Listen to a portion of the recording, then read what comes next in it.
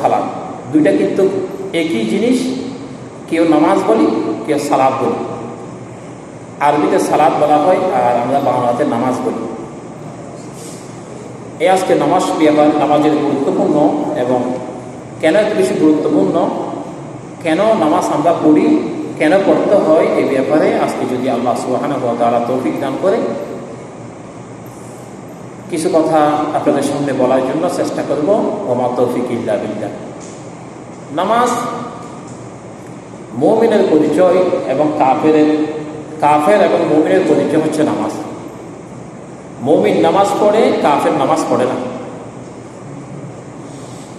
আমরা যদি এই নামাজের কিছু শব্দ রয়েছে, এটা হচ্ছে নামাজ দিলের হচ্ছে কুটি, নামাজ মুমিনের নূর, নামাজ শ্রেষ্ঠ ইবাদত, নামাজ বেহেশতের চাবি, নামাজ মুমিনের পরিচয়, নামাজ চেহারার উজ্জ্বলতা, নামাজ দিলের নূর, নামাজ শরীরের আরাম, নামাজ স্বাস্থ্যের কারণ, সুস্থতার কারণ, নামাজ কবরের সঙ্গী, নামাজ আল্লাহর রহমত লাভের মাধ্যম, নামাজ আল্লাহর সন্তুষ্টি অর্জনের মাধ্যম, নামাজ দুজকের প্রতিবন্ধক, নামাজ দোয়া কবুলের মাধ্যম, নামাজ অত্যাধিক ন্যাক অর্জনের হাতিয়ার, নামাজ আল্লাহর সান্নিধ্য লাভের সোপান, নামাজ মুমিনের মেয়েরাজ।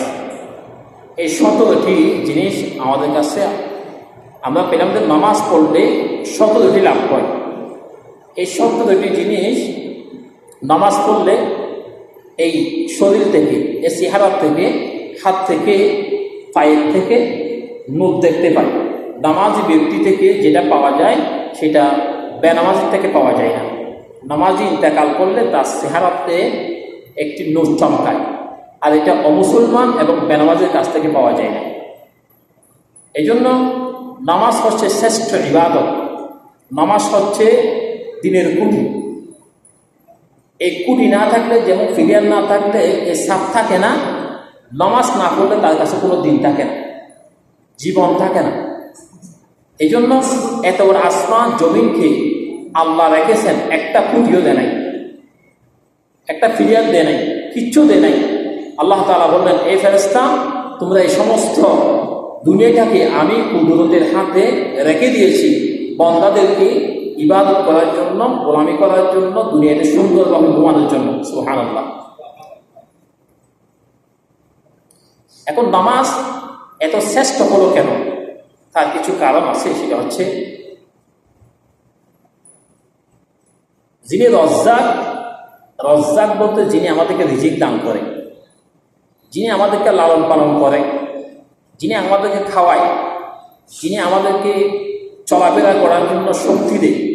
এই দুটা পা দিয়ে, গরু ছাগল এগুলির থেকে 4টা পা লাগে, কিন্তু আল্লাহ আমাদেরকে 2টা পা দিয়ে এত বড় দেহটাকে আমরা টেনে নিয়ে যাচ্ছি ভারসাম্যের উপরে। কোনো কিছু নাই, আমার কোনো ক্ষমতা নাই। আল্লাহ আমাকে এমন শক্তি দিয়েছেন, সামর্থ্য দিয়েছেন। সৃষ্টি জগৎকে, তামাম সৃষ্টি জগৎকে আল্লাহ 6 দিনে সৃষ্টি করেছেন। কয় দিনে? 6 দিনে। ফি সিত্তাতি আইয়াম, 6 দিনে সৃষ্টি করেছেন। আর আমাদেরকে আল্লাহ সুন্দর করে গড়ে গড়ে আস্তে আস্তে 10 মাস পর্যন্ত মায়ের পেটের মধ্যে কেমন দেহ হবে, তার হাড় কেমন হবে, মাথা কেমন হবে, বডি কেমন হবে, দেখে দেখে আল্লাহ নিজ কুদরতের হাতে বললেন যে লাকাদ খালাকনাল ইনসান, ও ইনসান, আমি তোমাদেরকে দুনিয়ার সমস্ত সৌন্দর্য সুন্দর করে আমি তোমাদেরকে সৃষ্টি করেছি। সুবহানাল্লাহ। আমরা হচ্ছে ইনসানকে আল্লাহ তাআলা সুন্দর করে সৃষ্টি করেছেন। গরুকে দেখলে সুন্দর লাগে, তার কোনো রূপ নাই, গুণ নাই, হিসাব নাই, কিতাব নাই, কিছু নাই। তো মানুষ থেকে হিসাব আছে, রূপ আছে, গুণ আছে, স্বাধীনতা আছে। আমার যেই শিক্ষায় শিক্ষিত হইতে মন চায় সেই শিক্ষায় শিক্ষিত হইতে পারে, যে মত আদর্শ নিতে মন চাই ওই মত আদর্শ আমি নিতে পারি, আমি যাকে ভালোবাসতে চাই তাকে ভালোবাসতে পারি। আল্লাহ আমাকে যে জ্ঞান দিয়েছেন, যে এলম দিয়েছেন, এটা অন্য কোনো প্রাণীকে আল্লাহ এটা দেন নাই, শুধুমাত্র মানুষকে দিয়েছেন, ইনসানকে দিয়েছেন। এই জন্য কোরআন কারীমে আল্লাহ সুবহানাহু ওয়া তাআলা বলেছেন, 2টি কথা বেশি বলেছেন। আল্লাহ রাব্বুল আলামিন বললেন, ওয়াকিমুস সালাতা ওয়া আতুজ যাকাত ওয়ারকাউ মা'আর রাকিঈন। আল্লাহু আকবার। আল্লাহ সুবহানাহু ওয়া তাআলা বললেন, ও মুমিনগণ, ঈমানদারগণ, ঈমান যারা এনেছো, ওয়াকিমুস সালাত, নামাজ কায়েম করো। তুমি নামাজ পড়বা, তোমার বাড়ির লোকেরা নামাজ পড়বে, সমাজের মানুষ নামাজ পড়বে, রাষ্ট্রের মানুষ নামাজ পড়বে। অফিস যারা করে, অফিসের প্রধান যিনি থাকে তিনি অফিসের মধ্যে, এই অফিসের কর্মকর্তা যিনি থাকে ওই অফিসের মধ্যে কর্মচারীদের নিয়ে নামাজ পড়বে। সংসদ ভবনে স্পিকারের নেতৃত্বে নামাজ পড়বে, পার্লামেন্টের মধ্যে নামাজ পড়বে, অফিস আদালতের মধ্যে নামাজ পড়বে, শিক্ষাঙ্গন নামাজ পড়বে, মাদ্রাসার যিনি প্রিন্সিপাল থাকবেন তিনি নামাজ পড়াবেন, অন্যান্য টিচার এবং ছাত্রকে নিয়ে। আর কলেজের অধ্যাপক তিনি কলেজের শিক্ষককে নিয়ে ছাত্রদেরকে নামাজ পড়াবেন। আল্লাহ যখন ডাক দিবে সমস্ত মানুষ আল্লাহর দিকে রুকু এবং সেজদায় পড়ে যাবে।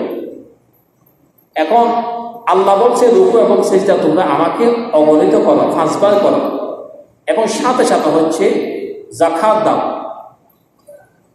নামাজের কথা যেখানে বলেছেন আল্লাহ কাছাকাছি একই সাথে যাকাতের কথা বলেছেন। এবং ওয়ারকাউ, রুকু করো। ইমাম সাহেব রুকু করে, তুমিও রুকু করো।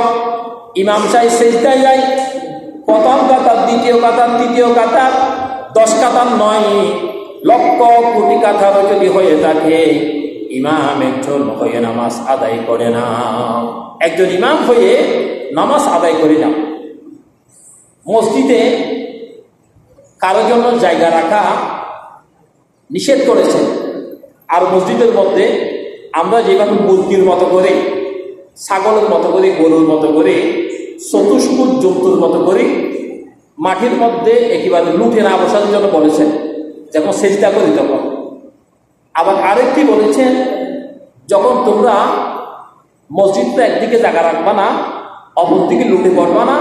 তৃতীয় নম্বর হচ্ছে, মুরগি যেভাবে খাবার খায় টুক টুক টুক, এভাবে করে তোমরা রুকু সেজদা করিও না। রুকু থেকে উঠো, আবার সোজা হও, এভাবে করে সুন্দর করে ধীর স্থিরভাবে নামাজ পড়ো।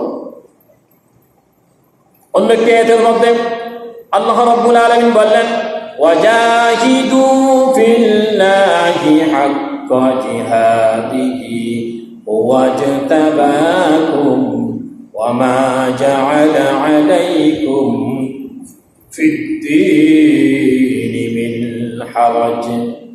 আল্লাহ রাব্বুল আলামিন বললেন, তোমরা আল্লাহর পথে সাধনা করো, মুজাহিদা করো, জিহাদ করো, যেভাবে সাধনা করা দরকার, চেষ্টা করা দরকার, তোমরা সেভাবে চেষ্টা করো।